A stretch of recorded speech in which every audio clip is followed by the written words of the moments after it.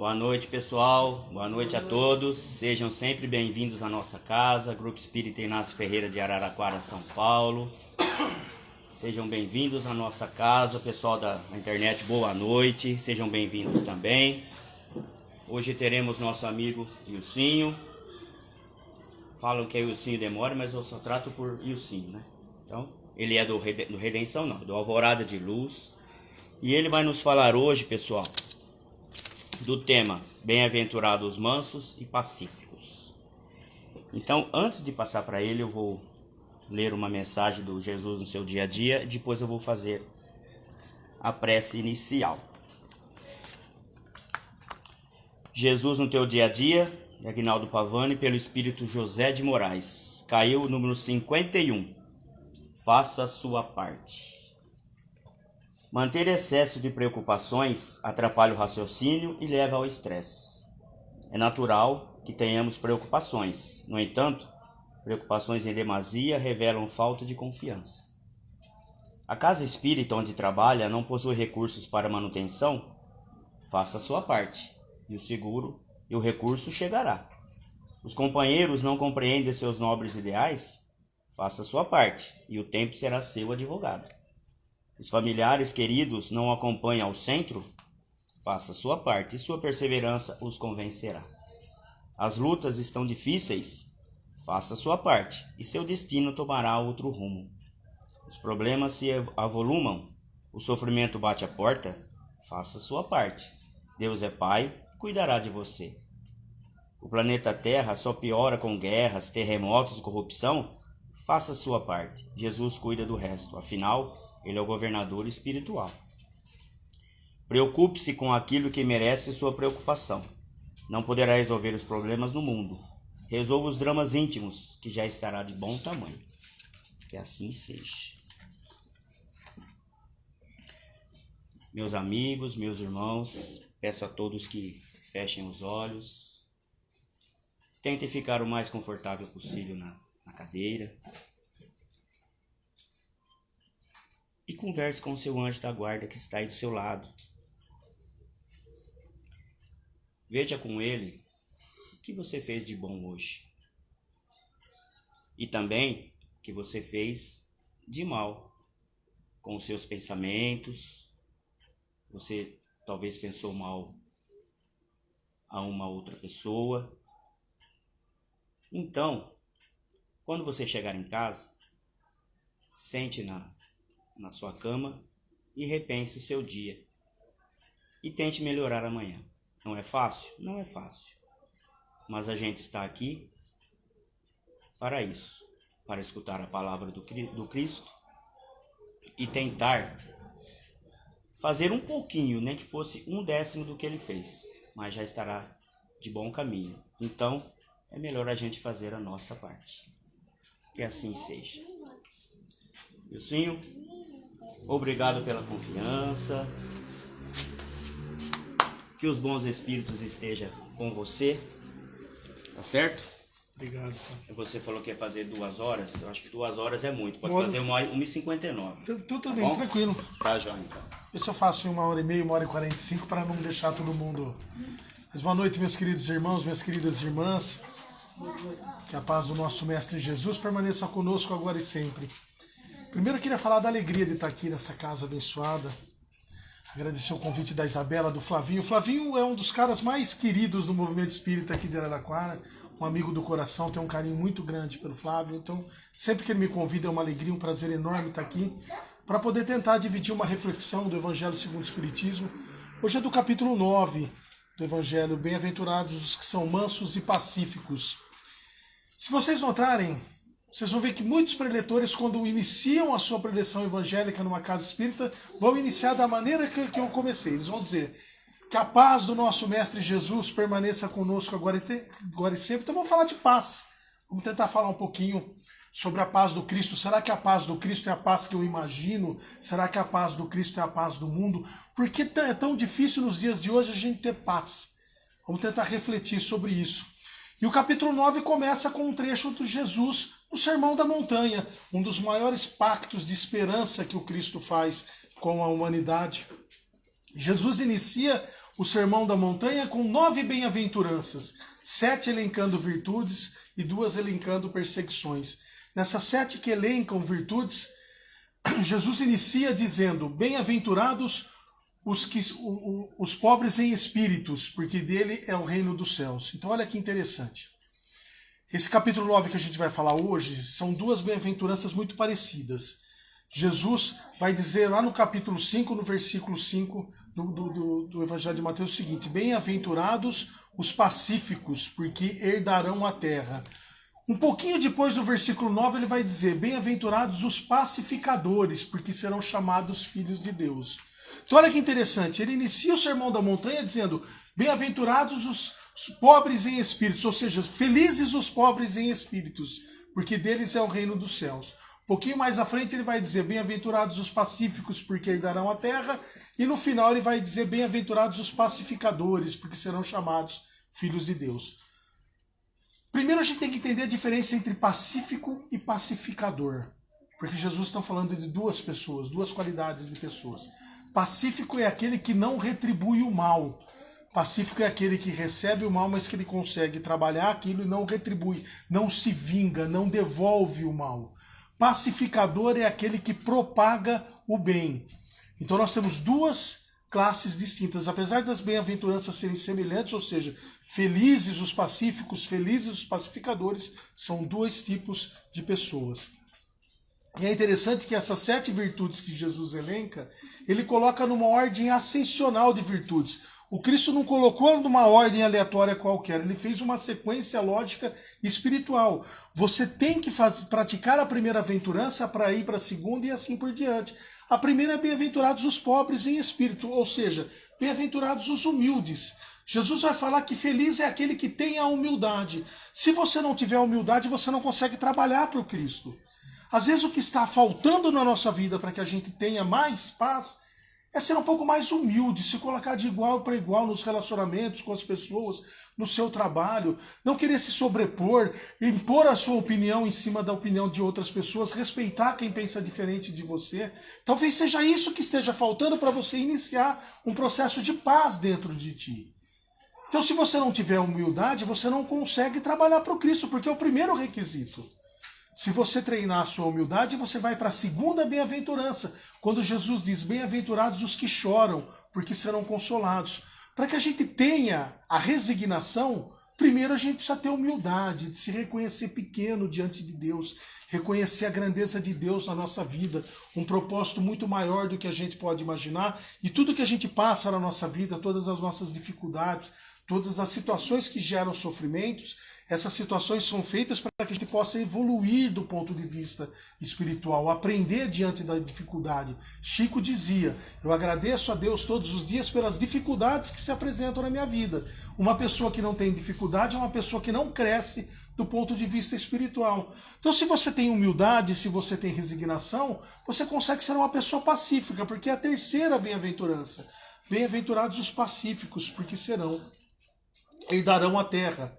Então olha que interessante, se você pegar a primeira obra básica da doutrina espírita, o Livro dos Espíritos, na última questão, na questão de 1019, Kardec faz a seguinte pergunta ao Espírito da Verdade: haverá o dia em que o reino do bem se implantará na Terra? Se a gente está falando de paz, se a gente está falando de pacificação, se a gente está falando de pacificador, a gente tem que falar então de esperança, de um reino de bem. E aí Kardec pergunta: haverá um dia em que o reino do bem se implantará na Terra? E a espiritualidade assim responde a Kardec: o dia que os espíritos que habitarem a Terra, a maioria deles forem bons, o reino de Deus estará implantado no planeta. Aí você diz: mas que resposta foi essa do Espírito da Verdade? Eu conheço tanta gente que é boa, conheço muito pouca gente que é ruim. Como que o Espírito da Verdade diz que a hora que os bons forem maioria, o reino do bem estará implantado na Terra?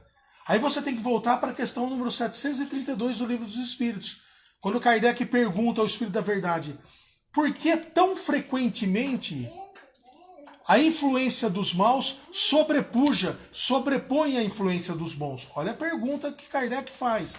Por que tão frequentemente, tão a miúde, a influência de quem é mau sobrepõe a influência de quem é bom? E aí o Espírito da Verdade responde a Kardec: pela timidez dos bons. Os maus são audaciosos e integrantes. Os bons são tímidos. Ou seja, nós somos pessoas pacíficas, não retribuímos o mal, seguimos o evangelho para que a gente não retribua o mal, mas nós não propagamos o bem. E é isso que o Espírito da Verdade diz a Kardec. E faz uma advertência, diz que os bons são tímidos, os maus são audaciosos, e fala, mas quando os bons quiserem, prevalecerão. O que nos falta, então, para conseguir ter paz, também é praticar muito mais o bem. Praticar a caridade, fazer algo em favor do próximo, daquele que tanto necessita da nossa ajuda. Mas aí você fala, por que a gente não consegue, então, praticar o bem? Por que o mal ainda sobrepõe, a influência dos maus sobrepõe a influência de quem é bom?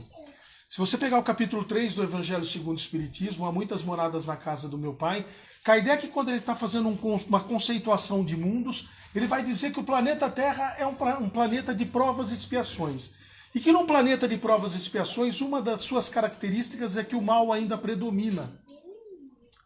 Então a gente está encarnado num planeta que nosso estágio de evolução espiritual, o mal ainda predomina. E predomina porque somos tímidos, como do Espírito da Verdade responde a Kardec.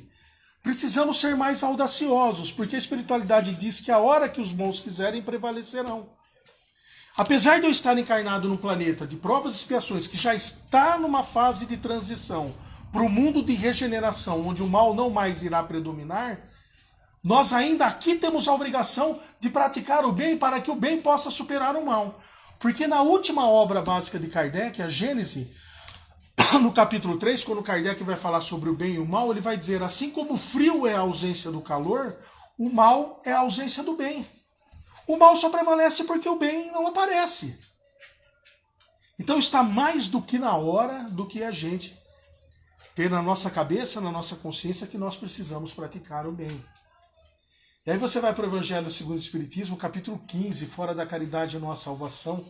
Lá nas instruções dos Espíritos, Paulo de Tarso, São Paulo, para os nossos irmãos católicos, vai nos dar uma instrução dizendo o seguinte, que para você fazer o bem é necessário uma ação de vontade. Para você não fazer o mal, basta apenas a inércia e a negligência. Olha que interessante a receita de Paulo.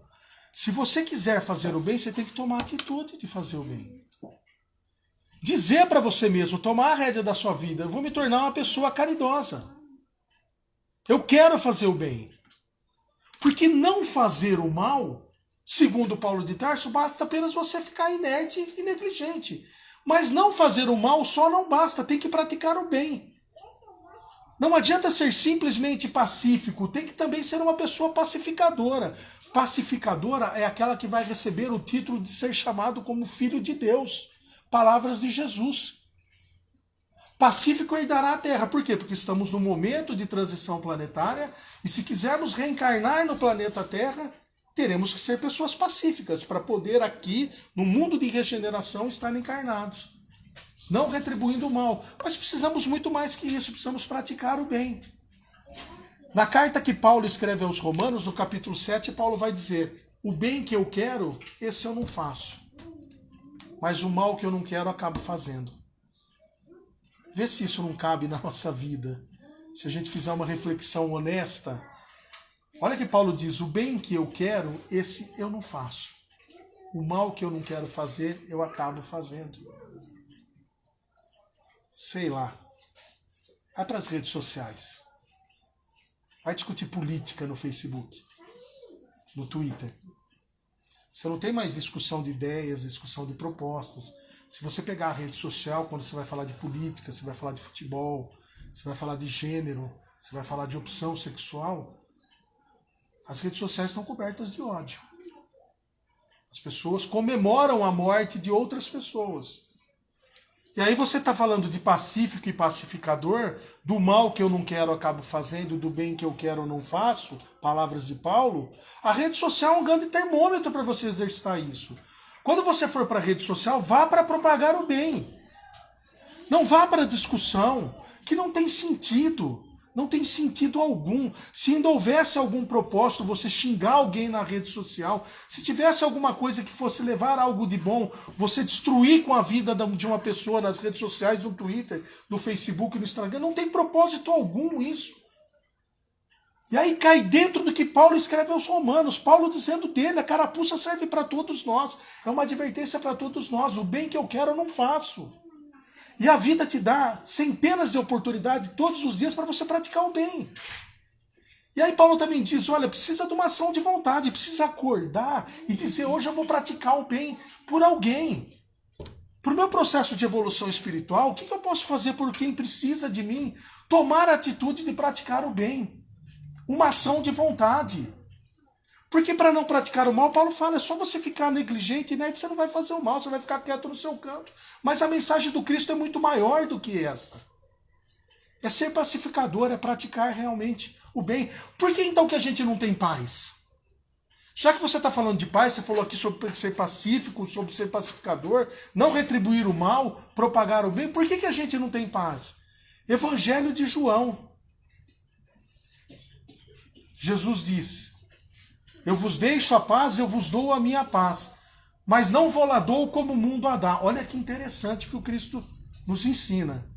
Eu vos deixo, vou deixar a minha paz, vou te dar a minha paz, mas não é a paz do mundo. Olha que coisa interessante. Então, quando o preletor vem aqui e fala que a paz do nosso Senhor Jesus Cristo não é a paz que a gente imagina que seja. Essa inércia de não praticar o bem, porque quando você está levando uma vida tranquila, você está sem problema de saúde contigo, sem problema de saúde na família, uma situação financeira confortável, você está em paz. Você vai dizer o seguinte, não, minha vida está em paz, está tudo em ordem. Boto minha cabeça no travesseiro, durmo tranquilo, estou em paz. Você perde o emprego, recebe a notícia de uma doença que você vai ter que enfrentar, uma doença de um ente querido, a primeira coisa que vai embora da tua vida é a paz. A primeira coisa que te abandona é essa paz do mundo. Que Emmanuel, no livro Palavras de Vida Eterna, vai dizer que a paz do mundo é confundida com preguiça rançosa. Preguiça rançosa, ou seja, você não passa por problema nenhum e está achando que está em paz. A hora que vem um problema na sua vida, primeira coisa que vai embora é o sentimento que você achava que tinha de paz. E aí você vê tanta gente que tem uma vida de sofrimento, uma vida toda de sofrimento, tanta gente que enfrenta um processo de doença, desencarna pela doença, mas desencarna em paz. Por quê? Porque tem a paz do Cristo, não a paz do mundo que Emmanuel diz ser preguiça rançosa. Então qual é essa paz do Cristo para que a gente possa fechar esse nosso conceito de paz? Livro Fonte Viva, lição número 136, Emmanuel diz que a paz decorre da quitação da consciência para com a vida. Olha que interessante as palavras de Emmanuel. A paz decorre da quitação da consciência para com a vida. Eu consigo botar a cabeça no travesseiro e dormir, eu tenho paz? Quitação da consciência para com a vida mesmo. Mas aí vem um problema, e o problema me tira a paz. E Jesus, no mesmo Evangelho de João, diz, tenho dito isto para que em mim tenhais paz.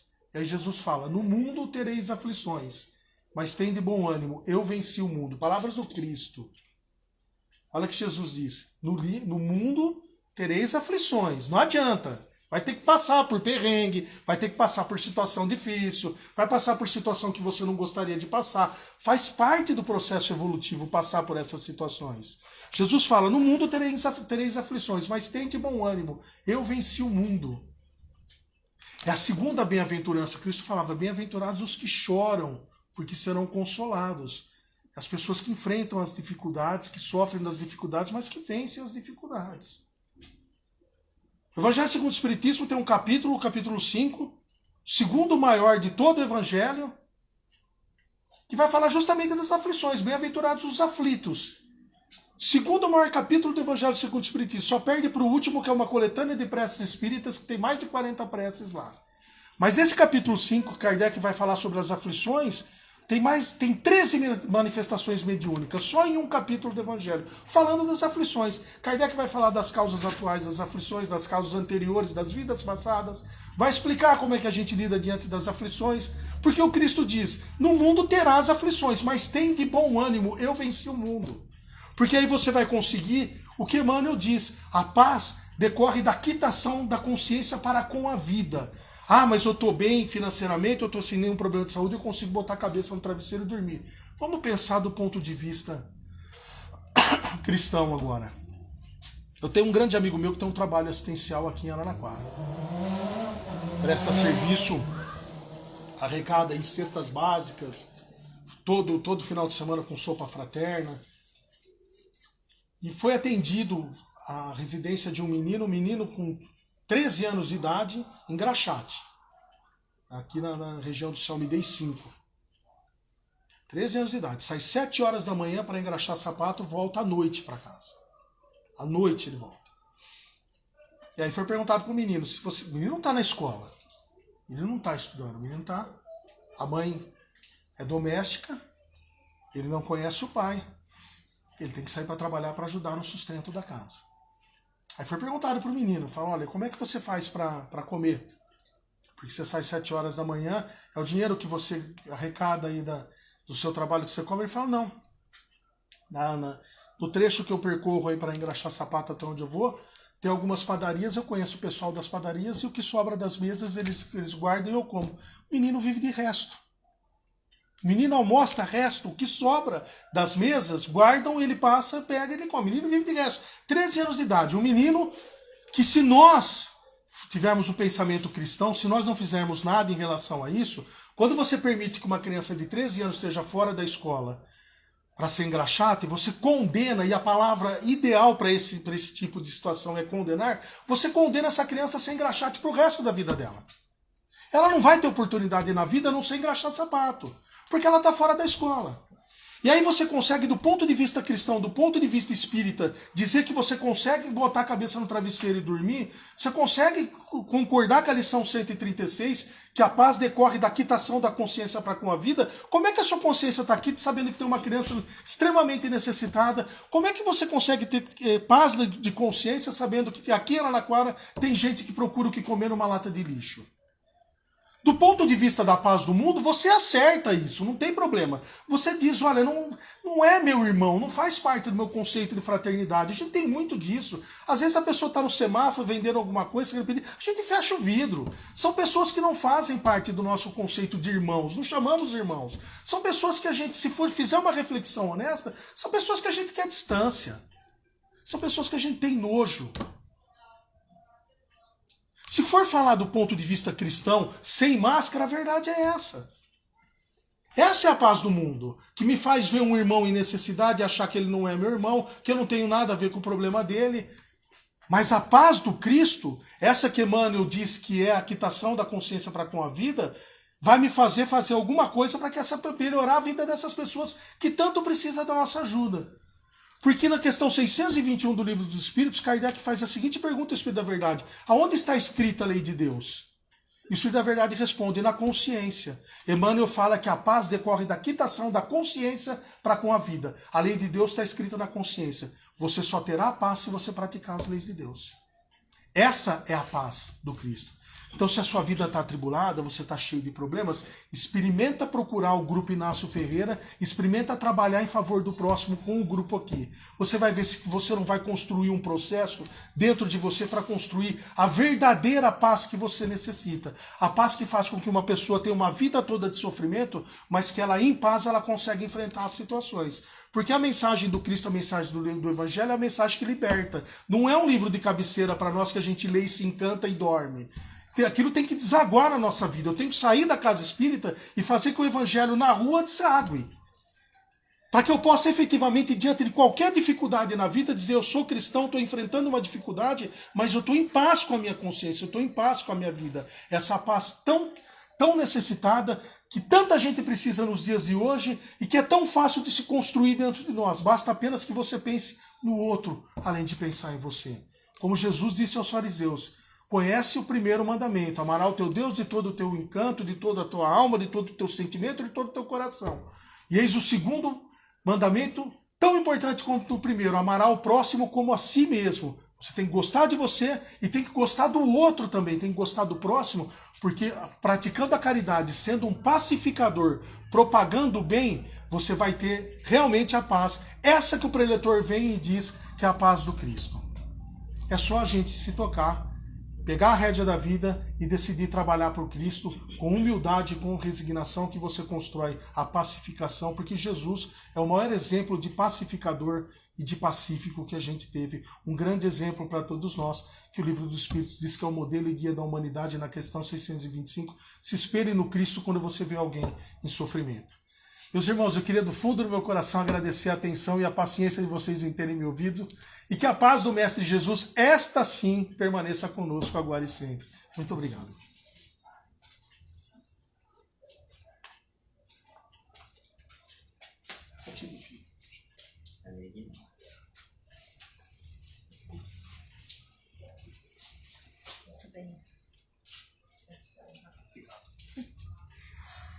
Meus irmãos, então vamos agora nos conectar, né? Manter essa energia que foi trazida através dessas palavras, através da presença do nosso irmão Wilson. Vamos pedindo à espiritualidade amiga que se encontra nesse ambiente desde as primeiras horas de cada dia, preparando esse ambiente, esse posto de socorro espiritual para todos nós, encarnados e desencarnados. Divino Mestre, estamos aqui hoje em seu nome, pedindo o socorro necessário, a força necessária, os esclarecimentos necessários para que possamos trilhar o seu caminho. Que a luz que sai do peito de Jesus, essa luz intensa, carregada de energias de amor, de cura, possa nesse momento recair sobre as nossas cabeças e que possamos, ao menos, sair dessa casa de amor e caridade um pouquinho melhor do que quando chegamos hoje. Que Jesus nos abençoe hoje e sempre. Que assim seja. Então, boa noite ao pessoal que está assistindo aí de casa. Obrigada pela companhia. Que Jesus abençoe seu lar e a sua família. Uma boa noite. Nós vamos